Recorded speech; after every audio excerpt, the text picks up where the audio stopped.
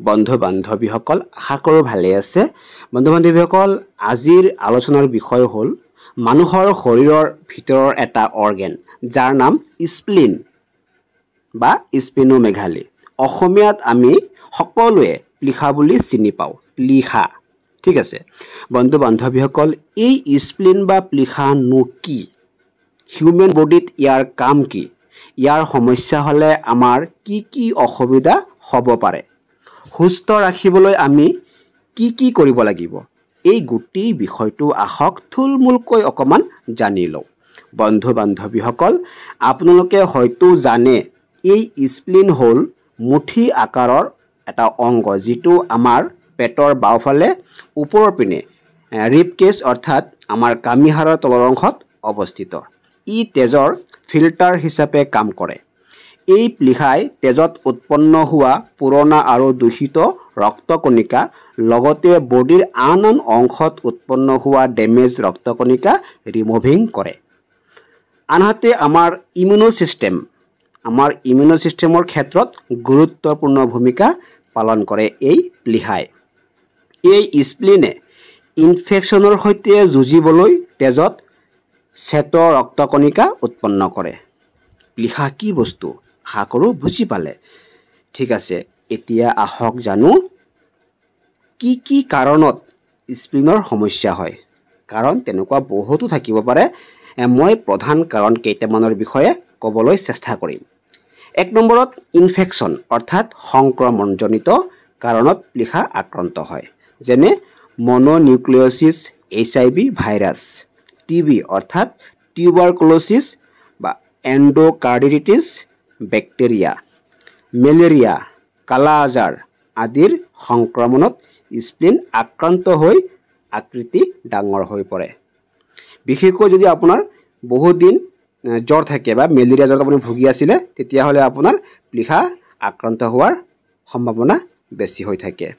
2 নম্বৰত liver disease অৰ্থাৎ যকৃতৰ চিৰচিছ বা হেপাটাইটিছৰ বাবে প্লিহাত তেজৰ চাপ বাঢ়ি ইয়াৰ আকাৰ বৃদ্ধি হ'ব পাৰে। ৰক্তহীনতা, এনিমিয়া ডাঙৰ এটা সমস্যা। বন্ধুসকল, যদি আপুনি এনিমিয়া অৰ্থাৎ ৰক্তহীনতাত ভুগি আছে, তেতিয়াহ'লেও আপোনাৰ প্লিহা আক্ৰান্ত হোৱাৰ সম্ভাৱনা বাঢ়ি যায়। কাৰণ এই এনিমিয়াই বা এই ৰক্তহীনতাই প্লিহাৰ কাম বঢ়াই তোলে। ফলত কি হ'ব? প্লিহা ডাঙৰ হৈ পৰিব। দুৰ্ঘটনা বা খেলৰ আঘাতত প্লিহা ফাটি যাব পাৰে। অসমত বিশেষকৈ কালা আজাৰ যিটো জ্বৰ, সেই কালা আজাৰ এটা গুৰুত্বপূৰ্ণ কাৰণ হ'ব পাৰে যিয়ে প্লিহা আৰু যকৃত ডাঙৰ কৰিব পাৰে। বন্ধু বান্ধৱীসকল, আপোনাৰ প্লিহা আক্ৰান্ত হয়নে নহয় কেনেকৈ জানিব? গতিকে আহক ইয়াৰ বাবে কিছুমান লক্ষণ অৰ্থাৎ চিমটমৰ বিষয়ে জানি লওঁ।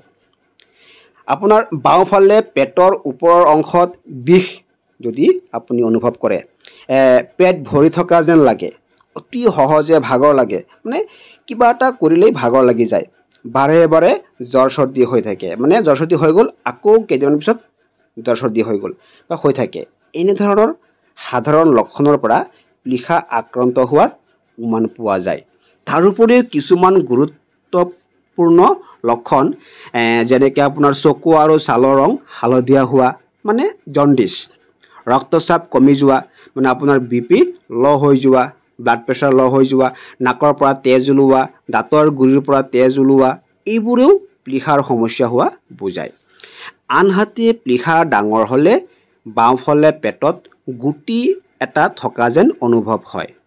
খাদ্য খাওঁতে অসুবিধা পোৱা যায়, অলপ খালেই পেট ভৰি যোৱা যেন লাগে, শৰীৰত তেজ কমি যায়, মানে আপোনাৰ এনিমিয়া সমস্যা হৈ যায়। এইবোৰে প্লিহা ডাঙৰ হোৱা বুজায়। বন্ধু বান্ধৱীসকল, এতিয়া কথা হৈছে যদি আপুনি এনেকুৱা এটা সমস্যাত ভুগি আছে বা যদি এনেকুৱা আপোনাৰ অনুভৱ হৈছে, আপুনি কেনেকুৱা প্ৰিকশ্যন, কেনেকুৱা সাৱধানতা অৱলম্বন কৰিব লাগিব আহক অকণমান জানি লওঁ। বন্ধু বান্ধৱীসকল, ইতিমধ্যে মই কোৱা লক্ষণবোৰৰ কোনো এটা লক্ষণ যদি আপোনাৰ অনুভূত হয়, তেন্তে যিমান সোনকালে পাৰে আপুনি চিকিৎসকৰ পৰামৰ্শ গ্ৰহণ কৰিব। ঠিক আছে, এতিয়া নেচাৰেলি প্লিহাক সুৰক্ষিত ৰাখিবলৈ হেল্ডি লাইফষ্টাইলৰ ওপৰত গুৰুত্ব দিব লাগিব তাৰোপৰি ডায়েট কন্ট্ৰোল ৰেগুলাৰ এক্সাৰসাইজ কৰিব লাগিব কঠিন খেলা ধেমালিৰ পৰা আপুনি আঁতৰি থাকিব লাগিব পৰ্যাপ্ত পৰিমাণে পানী খাব লাগিব গৰম আৰু ৰন্ধা খাদ্য আপোনালোকে খাব লাগিব আপুনি ৰ ফুড খাব নোৱাৰিব মাছ মাংস আদি প্ৰটিন জাতীয় খাদ্য খাব লাগিব তাৰোপৰি ব্ৰাউন ৰাইচ ওটছ বাৰ্লি এইবোৰো খোৱা ভাল মিঠা আলু ৰঙালাও এইবোৰো খাব পাৰে আপুনি আদা নহৰু হালধি পনিয়ল এইবোৰ খাদ্য আপোনাৰ কাৰণে সুপথ্য এতিয়া অতি ঠাণ্ডা বাহি খাদ্য নাখাব বেছি মিঠা খাদ্য খাব নালাগে পেটত বেছিকৈ হেঁচা পৰা কাম কৰিব নালাগে সময়ে সময়ে চিকিৎসকৰ পৰামৰ্শ অনুসৰি চেকআপ কৰাই থাকিব লাগে বন্ধু বান্ধৱীসকল প্লীহা এবাৰ আক্ৰান্ত হৈ ভাল হোৱাৰ পাছত জীৱনজোৰা সংক্ৰমণৰ আশংকা থাকে সেয়ে চিকিৎসকে ৰিকমেণ্ড কৰা ভেকচিন আৰু এণ্টিবায়'টিক নিয়মীয়াকৈ ল'ব লাগে বন্ধু বান্ধৱীসকল আৰু এটা কথা আপোনালোকে জানি থোৱা ভাল হ'ব হঠাৎ যদি আপোনাৰ পেটত তীব্ৰ বিষ হয় ডিঙি আৰু বাওঁ কান্ধত বিষ হয় অজ্ঞান হ'বলৈ যোৱা অনুভৱ হয় তেন্তে সেইটো প্লীহা ফাটি যোৱাৰ লক্ষণ বুজায় এনে ক্ষেত্ৰত অবিলম্বে ডক্তৰৰ পৰামৰ্শ ল'ব বন্ধু বান্ধৱীসকল আয়ুৰ্বেদিক চিকিৎসাত প্লীহা আৰু আপোনাৰ যকৃতৰ বৃদ্ধিৰ সমস্যা নিৰাময় কৰিব পাৰি মানে ঘৰুৱা কিছুমান উপায় মই আজি কম যিবিলাক উপকৰণ আপোনালোকে ব্যৱহাৰ কৰি এনেকুৱা প্লীহা সুস্থ কৰি ৰাখিব পাৰিব একচুৱেলি এই ঘৰুৱা উপায়বোৰ বিকল্প ঔষধ নহয় মানে সাবষ্টিটিউট মেডিচিন নহয় এটো আপোনাক সুৰক্ষিত ৰখাত সহায় কৰিব ইয়াৰ বাবে আপোনালোকে কেতেকী পাতৰ ৰস 2 চামুচ গুড়ৰ লগত মিহলাই দৈনিক এবাৰ খাব পাৰে এনেকৈ খালে আপোনাৰ প্লীহাৰ সমস্যা লাহে লাহে কমিব ধৰিব পুনৰ্নভা শাকৰ আঞ্জা খাব পাৰে বা 2 চামুচ পুনৰ্নভা পাতৰ ৰস মৌজোলৰ লগত মিহলাই খালে উপশম পোৱা যায় পিপলিৰ গুড়ি 5 গ্ৰাম মোৰ সৈতে খালে প্লীহাৰ আকাৰ কমি আহে আৰু সুস্থ হৈ থাকে আকন পাতৰ চাহ সন্দপ নিমখেৰে খাব পাৰে বা আকন পাত গৰমাই প্লীহাৰ ওপৰত সেক দিলে প্লীহাৰ আকাৰ কমে লগতে বিষ থাকিলে উপশম পোৱা যায় ত্ৰিফলা যেটো পাউডাৰ ত্ৰিফলা গুড়ি 2 চামুচ এগিলাস গৰম গাখীৰ বা গৰম পানীত মিহলাই